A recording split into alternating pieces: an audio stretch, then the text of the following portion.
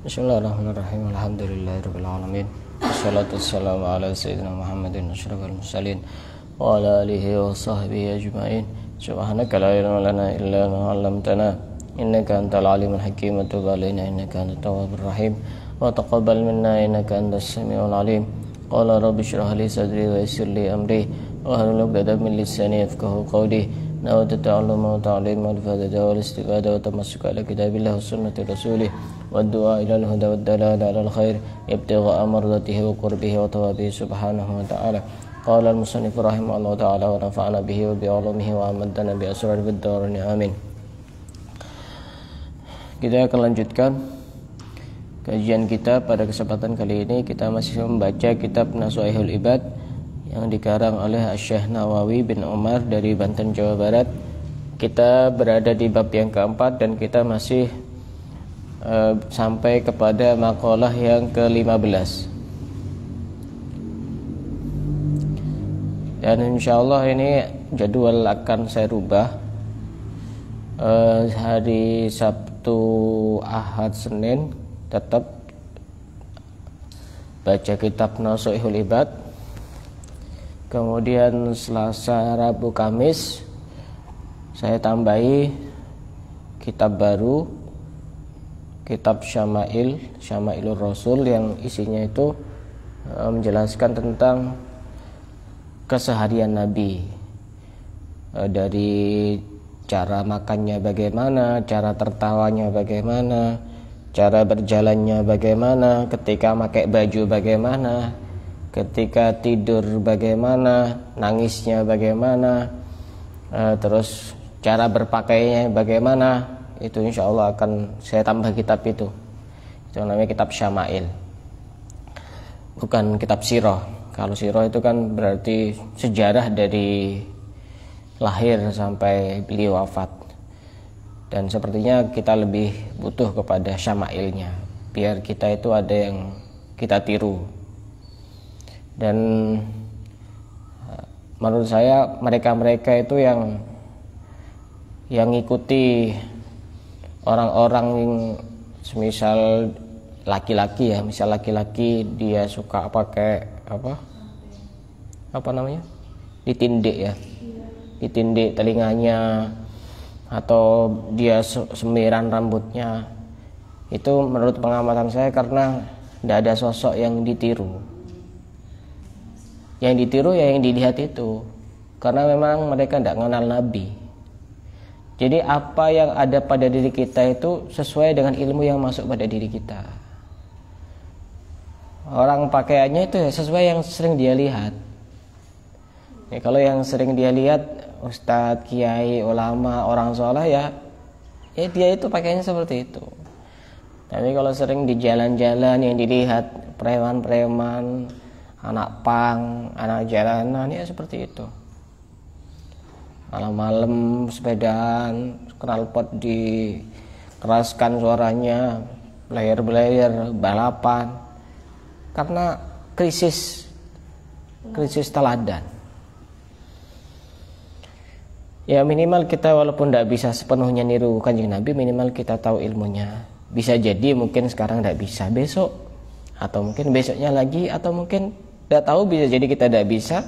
Ternyata anak kita diberikan oleh Allah kesempatan untuk bisa meniru Nabi. Jadi ini jadwal akan saya rubah. Sabtu, Ahad, Senin tetap membaca kitab Nasuhaihul Ibad, dan Selasa, Rabu, Kamis baca kitab Syama'ilur Rasul, Wasailul Wusul ila Syama'ilur Rasul, yang dikarang oleh Syekh Yusuf An-Nabhani. Kemarin ada yang usul di grup itu Sirah, tapi kurang pas. Ya sama, membahas tentang Nabi, tapi saya lebih cocok ke Syama'il saja. Di samping karena saya juga sudah persiapan, karena di majelis saya kan kitab yang dibaca Syama'il, jadi saya belajarnya tidak usah berat-berat. Kalau Sirah sih harus belajar dari awal, soalnya yang saya pikirkan banyak. Belum mikir pertanyaan-pertanyaan itu. Tidak dijawab itu bukan karena tidak dijawab, kadang jawabannya susah. Takut pas dijawab nanti tambah menyesatkan. Wal maqalatu al-khamisata asyarata. Ani Nabi alaihi salatu wassalam annahu qala. Hadis dari Nabi bahwasanya Nabi sallallahu alaihi wasallam bersabda, alamatu syaqawati arba'atun. Tanda celaka itu ada 4. Kalau ada orang memiliki 4 tanda ini, berarti dia termasuk orang yang celaka, kata Rasulullah. 4 tanda orang dikatakan sebagai orang yang celaka.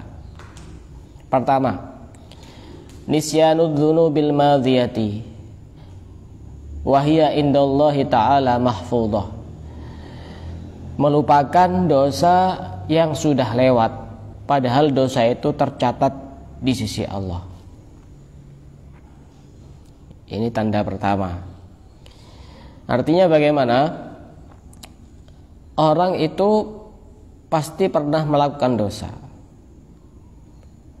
Kullu bani Adam khata'un. Setiap anak Adam itu pasti pernah bersalah. Wa khairul khata'ina at-tawwabun. Dan sebaik-baik orang yang bersalah adalah orang yang memperbaiki kesalahannya, orang yang mentaubati kesalahannya, orang yang menyesali kesalahannya. Jadi apa sikap kita bagaimana ketika kita sudah terlanjur melakukan dosa? Ya kita tidak melupakan. Karena kalau kita melupakan dosa tanpa menyesali dosa yang pernah kita lakukan, berarti nanti kita itu tidak beristighfar kepada Allah, tidak bertaubat kepada Allah, padahal dosa itu sudah tercatat di hadapan Allah. Pada waktu itu ketika kita sudah tidak bertaubat, tidak beristighfar kepada Allah, berarti dosa kan masih ada, melekat pada tubuh kita. Tanda orang celaka seperti itu. Dosa kok sampai dilupakan. Itu menjadikan dia menjadi orang yang celaka. Tapi perlu digarisbawahi, kemarin juga saya jelaskan bahwasanya mengingat-ingat dosa itu ada kalanya baik, ada kalanya tidak baik juga. Bagaimana mengingat dosa yang baik? Mengingat dosa yang baik itu ketika bisa menjadikan kita menyesali dosa-dosa kita dan menjadikan kita mau beristighfar dan bertaubat kepada Allah. Sebaliknya, jika dengan mengingat-ingat dosa menjadikan kita putus asa untuk meminta ampun kepada Allah, maka itu hal yang tidak baik. Contohnya bagaimana? Misalnya kita sudah ingat-ingat dosa kita. Ya Allah, saya sudah pernah melakukan dosa A, B, C sampai Z. Kayaknya Allah sudah tidak pantas untuk mengampuni saya. Ini menjadikan orang kecil hati. Kadang-kadang ada orang pikiran seperti itu masuk ke dalam pikirannya. Setan itu yang membisiki. Loh, kamu percuma, sudah terlanjur. Misalkan jadi anggap saja PSK, sudah kadang terlanjur, sudah 2 tahun, kan nanggung. Tidak mungkin juga Allah ngampuni, soalnya sudah lama. Ini mengingat-ingat dosa, tapi menyebabkan dia itu putus asa dari pengampunan Allah. Ini yang tidak bagus. Merasa bersalah itu bagus ketika menjadikan kita lebih baik. Merasa bersalah itu tidak bagus ketika menjadikan kita itu pesimis, kecil hati. Jadi jangan langsung di istilah orang Jawa itu digebyah uyah, disamaratakan. Ada beberapa kondisi di mana itu bagus, di mana itu tidak bagus. Ini pertama, tanda orang celaka itu dia melupakan dosa-dosa yang pernah dia lakukan, padahal di sisi Allah dosa itu tercatat rapi. Tercatat mulai dari bilangannya, mulai dari waktunya, mulai dari tempatnya, semuanya rapi. Semisal hari Minggu ada orang si fulan melakukan dosa di tempat ini jam sekian, hitungannya sekian, itu sudah semuanya tercatat rapi di hadapan Allah. Kok kita bisa melupakan? Seakan-akan Allah lupa begitu nanti. Ketika nanti misalnya kita dipanggil di hadapan Allah, alah mungkin Allah juga lupa. Soalnya yang diurusi hambanya kan banyak. Ya mustahil Allah lupa. Kalau kita memang lupa. Kalau Allah ya mustahil lupa Allah. Dengan kita melupakan dosa-dosa yang pernah kita lakukan, padahal dosa itu tercatat rapi di hadapan Allah, di sisi Allah, baik bilangannya, baik waktunya maupun tempatnya, yang mungkin kita lupa, maka itu menjadi penyebab kita menjadi orang yang celaka. Pertama. Kedua, wa dzikrul hasanatil madhiyah wala yadri aqbilat amruddat. Mengingat-ingat kebaikan yang telah lewat, sedangkan kita tidak tahu apakah kebaikan kita diterima atau bahkan ditolak oleh Allah. Ini kebalikannya dosa. Kalau dosa itu ingat-ingat, kalau kebaikan lupakan. Kenapa kok kebaikan yang kita lakukan harus kita lupakan? Karena kebaikan kita ini masih banyak cacatnya. Pertama, mungkin tidak ikhlas, mungkin tujuannya masih pamer, ingin dipuji, ingin dihormati, ingin dihargai. Masih banyak cacatnya itu. Tidak pantas kalau kita ingat-ingat, itu tidak pantas. Kemudian ketika kita mengingat kebaikan yang kita lakukan itu juga bisa menyebabkan kita sombong, merasa diri kita lebih baik daripada orang lain. Kalau kebaikan yang kita lakukan, lupakan. Kalau kebaikan orang lain kepada diri kita, ingat, abadikan. Kalau kita yang melakukan kepada orang lain, ya sudah lupakan. Kenapa? Kalau diingat-ingat terus, nanti akan timbul man wal adha, mengungkit-ungkit. Misal contoh, saya ngasih uang 100.000 kepada Mbak Eni misalnya. Saya ingat-ingat terus itu. Pokoknya hari Sabtu jam 7 di tempat ini saya ngasih uang 100.000 kepada Mbak Eni misalnya. Suatu saat tiba-tiba Mbak Eni itu membuat saya sakit hati. Akhirnya saya bilang, apa kamu tidak ingat? Dulu saya pernah ngasih uang 100.000. Kamu itu orang yang tidak tahu diri. Kenapa? Karena ingat-ingat terus. Kalau kebaikan kita sudah lupakan. Saya pernah baca satu tulisan di Facebook itu, abadikan kebaikanmu dengan melupakannya. Ini maknanya sangat dalam. Abadikan kebaikanmu dengan melupakannya. Justru tanda bahwa kebaikan kita itu diterima oleh Allah, kita sudah tidak ingat itu. Di dalam Al-Quran disebutkan wal amalus shalihu yarfa'uh. Tanda bahwa amal kita diterima itu sudah kita tidak merasa beramal, karena sudah diangkat, sudah tidak menempel di diri kita, di jiwa kita, karena sudah diangkat, diambil oleh Allah, sudah diterima.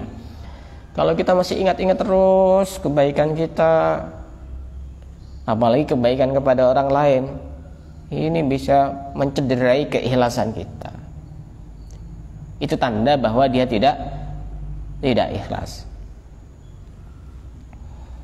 Tanda bahwa dia tidak ikhlas. Makanya di sini termasuk tanda orang celaka itu mengingat-ingat kebaikan yang pernah dia lakukan, yang telah lewat, padahal dia sendiri tidak tahu apakah kebaikannya diterima atau ditolak. Kan iya? Tahu enggak kita kebaikan kita diterima apa enggak? Enggak tahu kan? Kalau tahu kan enak. Enggak tahu kok kita bisa ingat-ingat. Iya kalau pas diterima. Kalau ditolak, apa yang perlu kita ingat dan perlu kita banggakan dengan mengingat-ingat kebaikan yang kita lakukan kalau ditolak? Makanya kita itu harus berpikir agak lebih serius. Sudah, kalau kebaikan kita yang kita lakukan sendiri kepada diri kita sendiri atau kepada orang lain sudah lupakan. Tapi kalau kebaikan orang lain kepada kita, ingat terus. Ya, karena kita kan butuh untuk membalas kepada mereka. Dan urusan kebaikan itu tidak usah pakai hitungan matematika. Satu contoh ya. Misalkan ada orang sakit misalnya, jenguk kepada kita misalkan yang sedang sakit, bawa gula 3 kilo, beras 3 kilo, kopi 1 kilo misalnya. Itu tidak usah dipas-paskan. Oh nanti saya bawa sekian-sekian. Kalau perlu lebih. Jangan langsung pas disamakan. Kebaikan bukan seperti itu ukurannya. Ya minimal sama, tapi lebih bagus lagi. Kadang-kadang kan ngepres, ini bukan urusan matematika itu. Lebih juga ada apa-apa, tambah lebih bagus. Ini tanda yang kedua, orang yang celaka dia mengingat-ingat kebaikan yang pernah dia lakukan. Mengingat-ingat dengan hatinya. Apalagi sampai diceritakan. Ini tambah tidak bagus lagi. Bisa jadi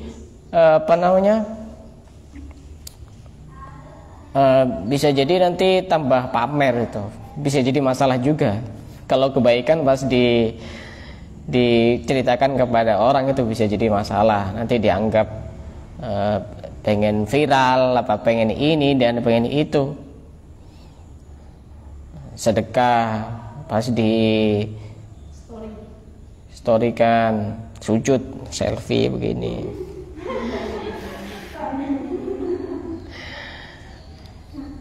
Tapi kita tidak tahu hatinya orang. Yang penting yang dia lakukan bagus, kita tidak perlu suudzon. Kalau jelas-jelas yang dia lakukan tidak bagus, wajar kita suudzon. Misalkan dia memang kita lihat dengan mata kepala kita sendiri, dia bawa minum-minuman keras. Itu celah untuk suudzon itu masih diperbolehkan.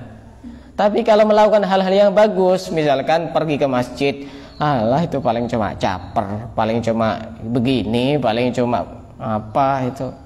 Loh, kamu kan tidak tahu hatinya orang. Wali bukan, kan ya? Kok gampang menghakimi hatinya orang kan? Begitu.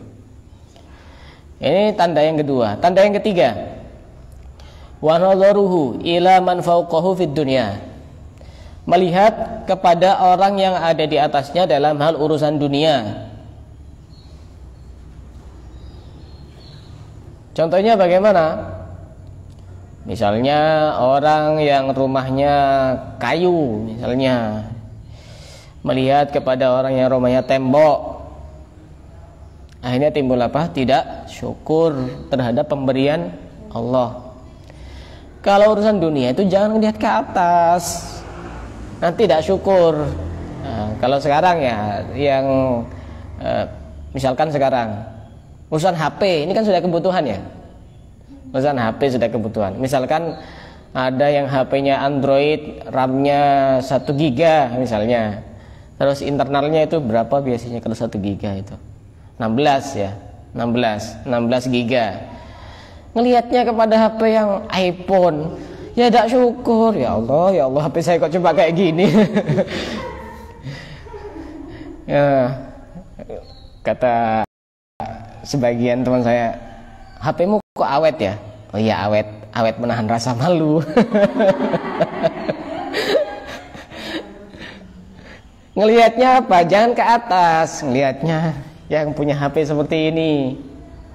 Ya alhamdulillah saya masih punya HP Android, kan begitu. Ini tidak bisa foto ini. Kalau bagi saya wajib punya HP seperti ini. Bagi saya wajib punya HP 2. Karena kalau HP saya seperti ini nih, baterainya bertahan sampai 6 hari ini. Dan kalaupun itu mati, orang masih bisa menghubungi saya lewat ini, karena nomor yang di situ sama di sini sama. Apalagi saya mungkin sering dihubungi orang, jadi aman. Walaupun perjalanan ini HP-nya mati, kan Android kan paling bertahan sehari paling enggak. Kadang-kadang enggak sampai sehari, masih bisa menghubungi ini. Ini saya pasti punya HP 2 itu bukan karena toma, karena kebutuhan. Karena kebutuhan. Dan tahan banting, tahan malu juga.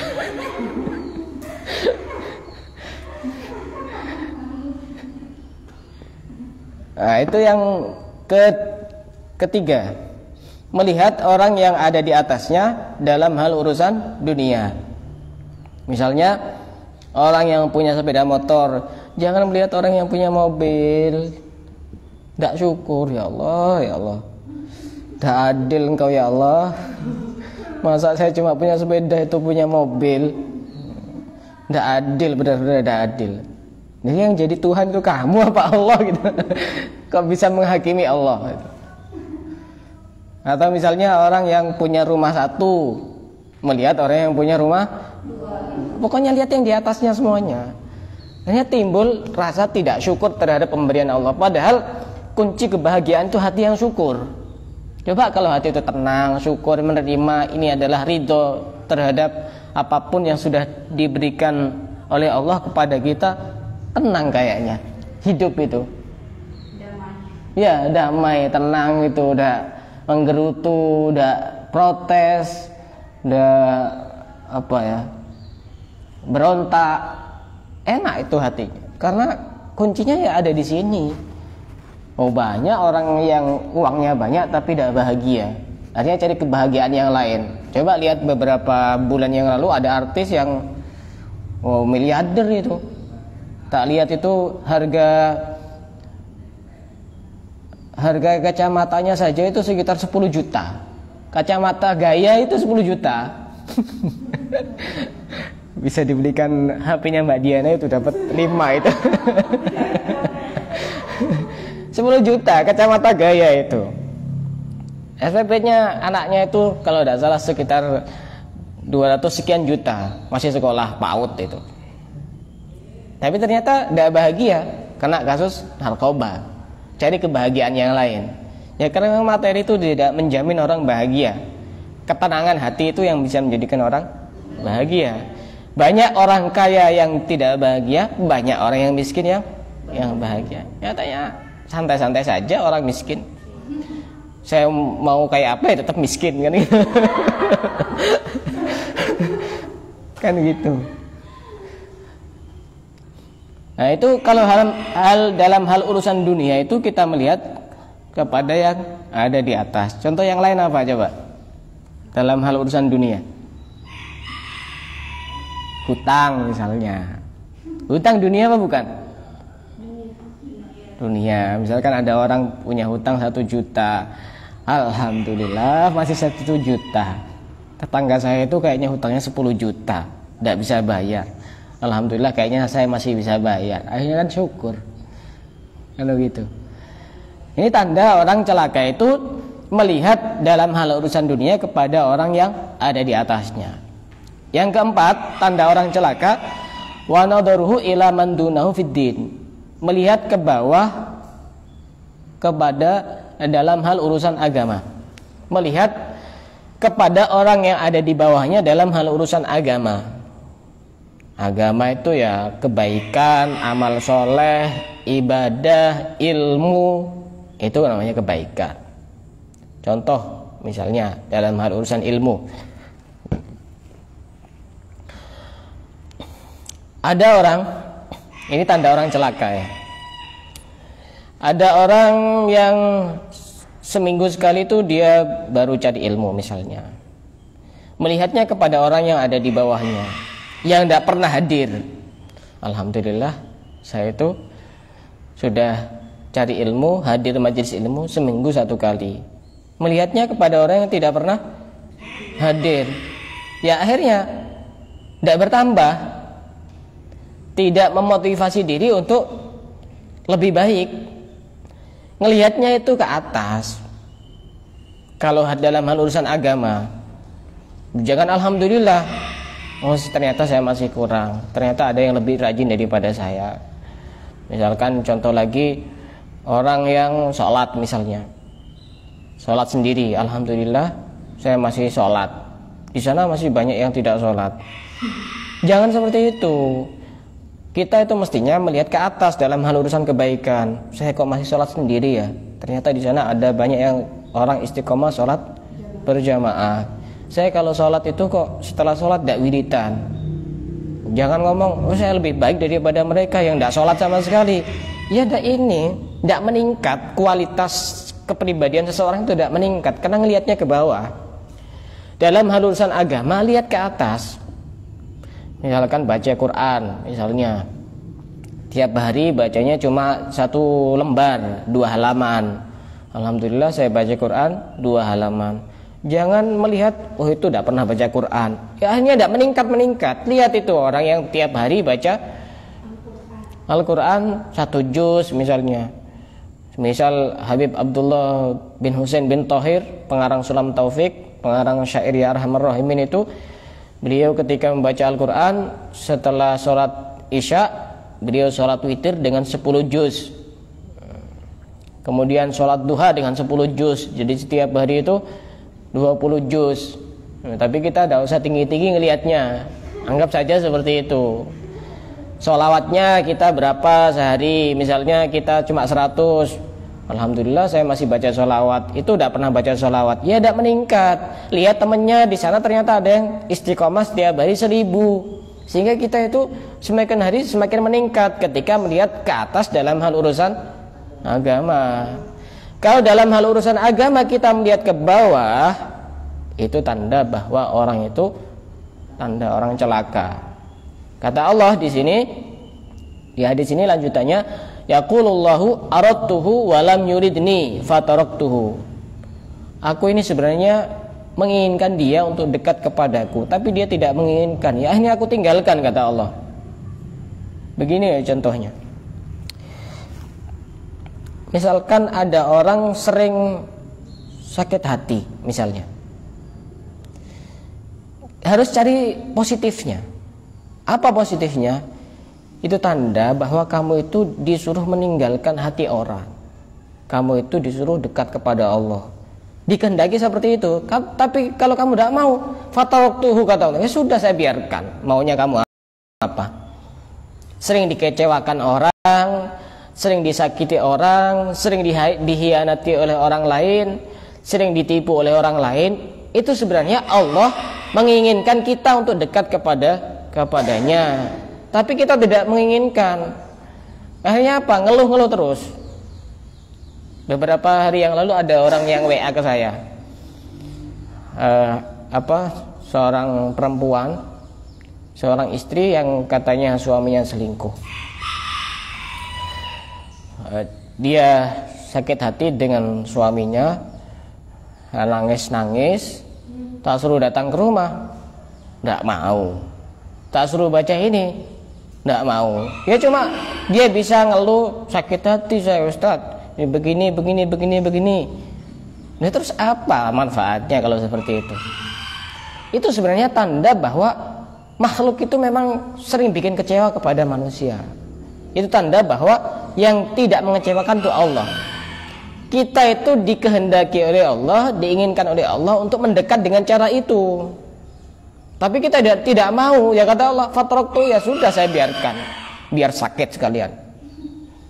Sudah sakit hati, tidak sadar bahwa itu pertanda bahwa dia itu suruh berpaling dari makhluk untuk menghadap kepada Khalik. Tidak mau, ya sudah saya biarkan, biar tambah sakit hati, biar tambah kecewa, biar tambah sengsara. Karena sudah dikasih tahu sama Allah, tidak mau. Jadi intinya kita hidup di dunia itu semuanya ada semacam petunjuk dari Allah untuk kita dekat dengan Allah.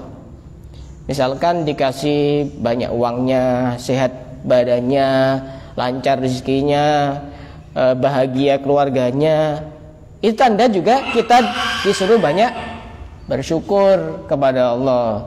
Dikasih banyak sengsaranya karena diinikan orang, diitukan orang, itu juga satu tanda kita itu diperingatkan oleh Allah bahwa sebenarnya yang tidak membuat kecewa itu Allah. Semua itu Allah menghendaki kita untuk dekat. Karenanya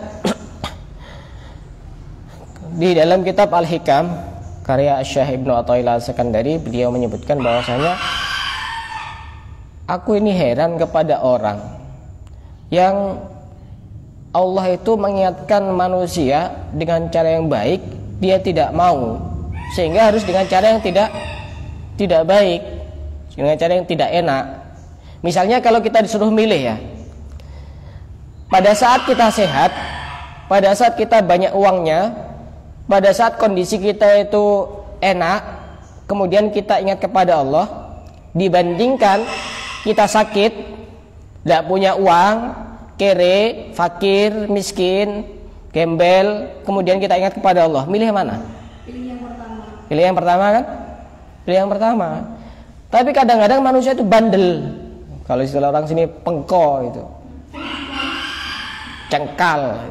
Sudah kasih sehat, tidak mau ingat. Ya sudah kasih sakit, baru ya Allah, astagfirullah. Salahnya siapa? Waktu enak suruh ingat, tidak mau. Akhirnya tetap Allah cari cara lain agar dia ingat, cara yang tidak enak. Kalau sudah cara yang tidak enak, tetap tidak ingat, nah sudah, fataroktuhu, sudah aku biarkan saja orang itu. Sudah dikehendaki didekatkan kepada Allah, tidak mau, ya sudah, fataroktuhu, aku biarkan dia. Sebaliknya, ada 4 tanda orang yang beruntung. Wa alamatus sa'adati arbaatun. Ada 4 tanda orang dikatakan sebagai orang yang beruntung. Pertama, kebalikan yang tadi, dzikrud dzunubil madiyah, mengingat-ingat dosa yang telah lewat, dosa yang pernah dia lakukan. Ini kebalikannya dari yang tadi itu. Yang tadi apa? Melupakan dosa yang lewat, yang sudah pernah dilakukan. Kenapa kok tanda orang yang beruntung? Karena dengan mengingat-ingat dosa yang pernah kita lakukan, menjadikan kita menyesal, beristighfar dan bertaubat kepada Allah, sehingga dosanya diampuni oleh Allah. Yang kedua, wa nisyanul hasanatil madiyah, melupakan kebaikan-kebaikan yang kita lakukan. Ya tadi itu, kenapa harus kita lakukan? Karena kebaikan kita tidak sempurna, banyak penyakitnya.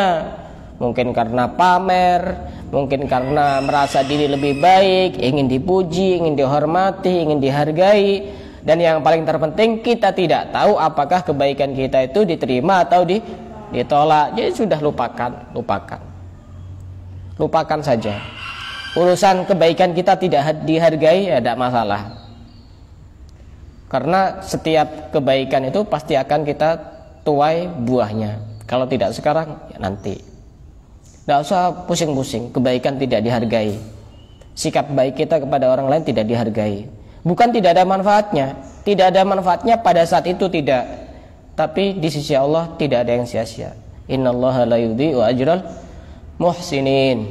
Allah tidak menyia-nyiakan pahala bagi orang-orang yang berbuat baik. Yang ketiga, wa nadaruhu ila man fawqahu fid din. Dalam hal urusan agama, kita melihat kepada orang yang ada di atas kita. Agar apa? Agar kita bisa meniru dan mengikuti. Paham?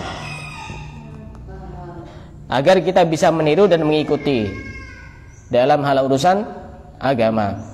Yang keempat, wa nadaruhu ila man dunahu fid dunya, melihat kepada orang yang ada di bawah dalam hal urusan dunia. Tujuannya apa?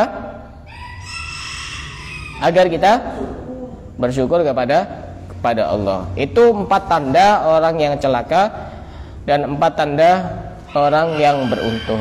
Semoga kita dijadikan menjadi orang yang beruntung. Amin amin ya rabbal alamin. Ada yang mau ditanyakan? Silakan.